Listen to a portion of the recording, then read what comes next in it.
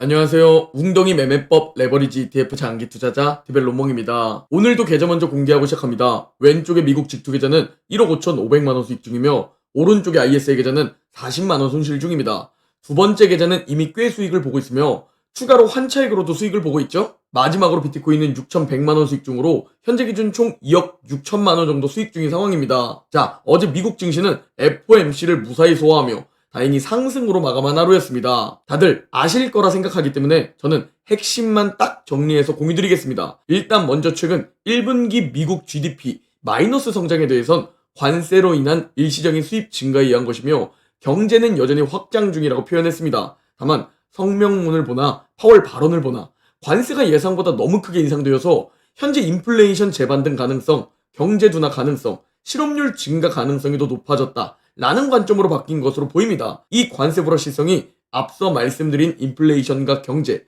고용에 대체 어떻게 영향을 주고 얼마나 영향을 줄지 확실치 않기 때문에 말 그대로 불확실성이 극심하다라고 표현했습니다. 만약 인플레이션도 상승하고 실업률도 상승하게 되면 연준에게는 너무나 복잡하고 어려운 판단이 될 것이다 라는 걱정을 보이는 모습도 보여줬죠. 그러니까 FOMC를 본 시장의 반응은 바로 급락을 하기 시작했습니다. 그래서 솔직히 웅덩이를 다시 보여주겠구나 라고 싶던 그 순간 자고 일어나니까 갑자기 이걸 말아올려서 급반등한 미국 증시를 보고 놀라셨을 겁니다. 아니 그렇다면 갑자기 급등하면서 마감한 이유는 시장이 끝나기 전 막판에 미국이 AI 반도체 수출 통제 규제를 철회하고 새로운 규정을 만들겠다라는 발표를 내놓은 겁니다. 바이든 정부의 이 수출 통제 규제는 너무 복잡하고 관료적이며 우리 미국의 혁신도 방해한다는 입장입니다. 그래서 단순하게 대체하고 미국의 혁신을 촉진하고 AI 우위도 확보하게 새롭게 규정을 만들 것이다 라고 말한 겁니다. 이 발표 후 급등하는 반도체를 볼 수 있죠?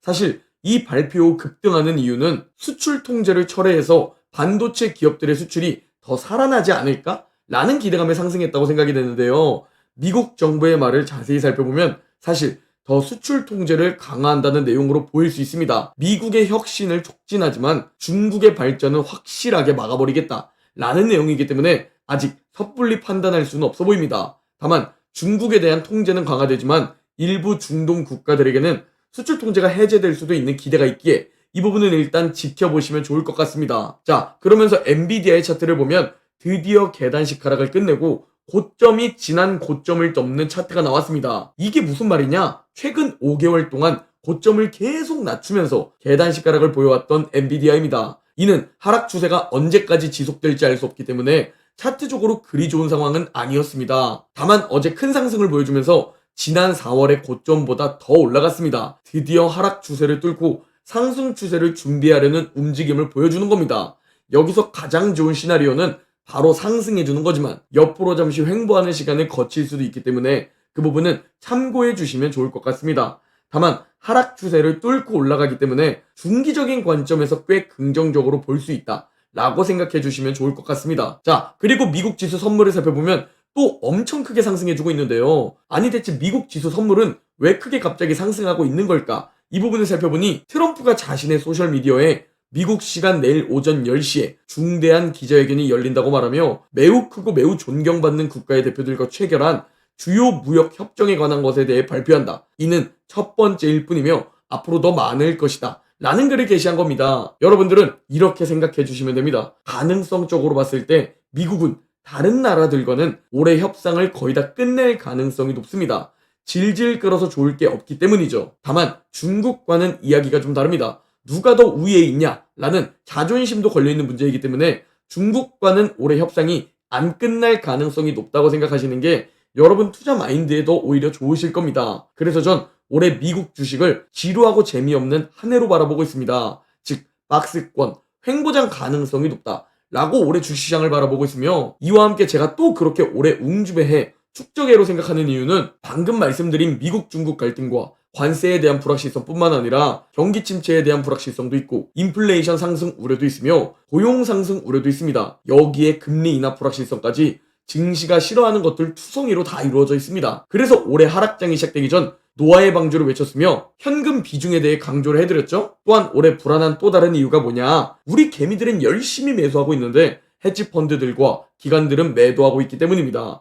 그래서 제 개인적인 생각으로는 올해 재미없고 지루하게 만들어서 지쳐서 개미들 다 떠나보내고 그 이후에 경제 둔화 또는 인플레이션 상승으로 공포로 개미들 한 번 더 떠나보내면 그 이후 비로소 본격적인 강세가 시작되지 않을까라고 제 개인적인 시나리오를 가지고 있습니다. 물론 예측은 무의미하기 때문에 이런 시나리오만 세워두고 웅덩이에서 계속 웅주보로 수량을 모으고 투자금을 늘리는 것이 핵심이지만 말이죠. 자, 그리고 올해 수익률을 살펴보면 미국을 제외한 다른 나라 주식시장 수익률은 무려 플러스 12.9%로 매우 좋은 흐름을 보여주고 있지만 우상향의 상징이라던 미국 주식은 올해 마이너스 2.9%로 빌빌 기어가고 있는 상황입니다. 그렇다면 위아래 살 다 발라먹고 싶고 이쪽 상승 저쪽 상승 다 발라먹고 싶은 여러분들은 올해 다른 나라로 넘어갔다가 다시 미국 주식이 상승할 때 그때 다시 미국 주식으로 와야 할까요? 아니라는 겁니다. 단기적으로 올해를 바라보면 미국 주식을 매수하는 것은 바보일 수 있으며 나무, 위기에 집중할 수 있겠지만 우리는 트레이더, 단기 투자자가 아니죠. 나무가 아니라 멀리 숲을 바라보고 장기적인 관점으로 현재 상황을 바라보면 올해 이렇게 미국 주식이 빌빌 기어가는 것은 미국 주식을 모을 수 있는 최고의 시기이기 때문입니다. 그리고 저는 최소 7년을 강조드리고 있죠. 즉 올해 투자 전략은 정말 간단합니다. 이 사진 하나로 정리할 수 있습니다. 2015년에도 거의 2년짜리 횡보장이 지속되었습니다. 그리고 이는 10년 뒤인 지금 바라보니 일생일대의 웅주 축적 기회였죠. 2018년 미중 무역 전쟁 때 역시 2년짜리 횡보장이 지속되었습니다. 그리고 이는 8년이 지난 지금 바라봐도 일생일대의 웅주 축적 기회였습니다.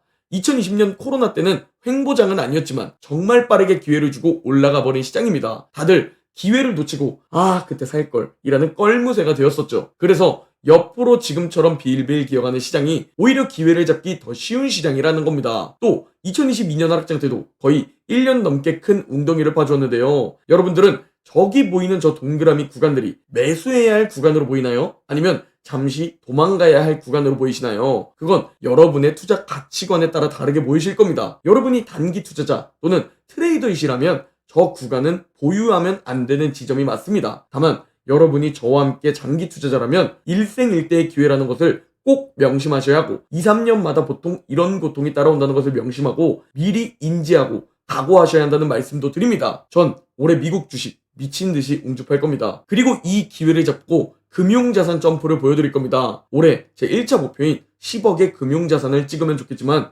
적어도 내년에는 찍을 것이라는 생각을 가지고 있습니다. 또 하나, 횡보장, 웅덩이에서의 핵심 역시 어느 타이밍에 얼마나 매수하느냐, 이게 부자로 나아가는 핵심입니다. 절대 아무 때나 사면 안 됩니다.